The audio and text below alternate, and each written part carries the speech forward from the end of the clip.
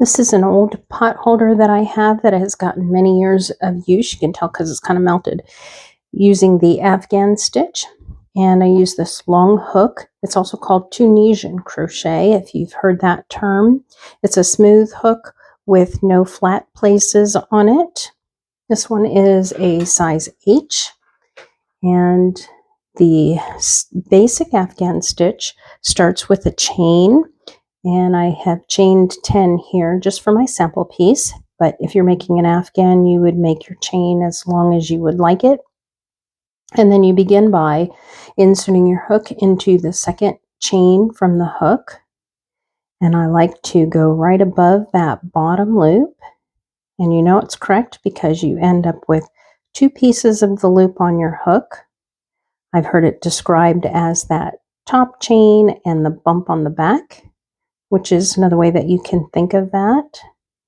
And I'm just going to put my hook into the chain, yarn over, and bring a loop back. And I'm going to keep all of those loops, without splitting them hopefully, onto my hook.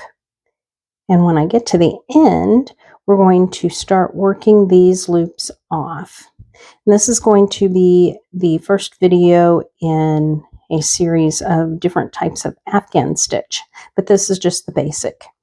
So now I have gone across my chain. I have all of my loops on the hook.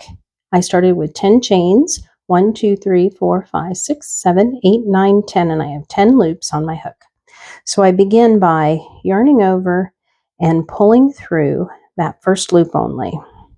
Now I'm going to yarn over and pull through 2 loops all the way across until I have only 1 loop left on my hook. And in this way, this is what you're going to repeat. I think I split that same stitch the last time. You repeat this for the entire piece that you're working on. Unless, of course, you want to change it and use a different stitch. But for this is going to be just your basic Afghan stitch. So there's row 1 and 2, and I've worked the loops off. To go back, we're going to skip that first bar, go underneath that second vertical bar, yarn over, and pull a loop back. The next bar, I put my hook under, yarn over, and pull a loop back.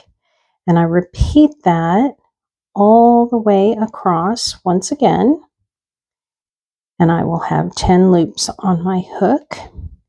At first, it will try to fold up on itself and be a little fiddly, but it will get easier as you go along. Now for the last one, I like to grab the 2 loops on the end just so I have a nice straight edge there. All right, so now I have my loops on my hook again, and I'm going to yarn over and just pull through that first one, and now yarn over and pull through 2 all the way across. Once again, you just repeat these 2 rows until your fabric is as large as you would like it, and then you can simply work around the edges with a finishing, a border of some sort, if you like to add a little something to it, and then it will also help it to not roll up, because this tends to roll up on you. Okay, and I've gotten across there first, and go back through 2. This works up really fast, and you can get these Afghan hooks in a much larger size, so your fabric will work up very quickly.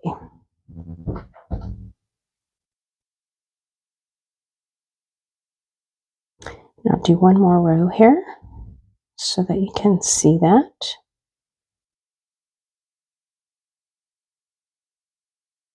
When you want to end this,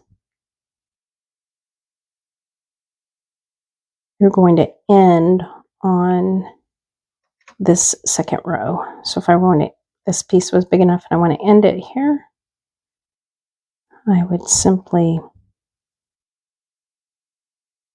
chain one, cut my yarn, and weave in that end.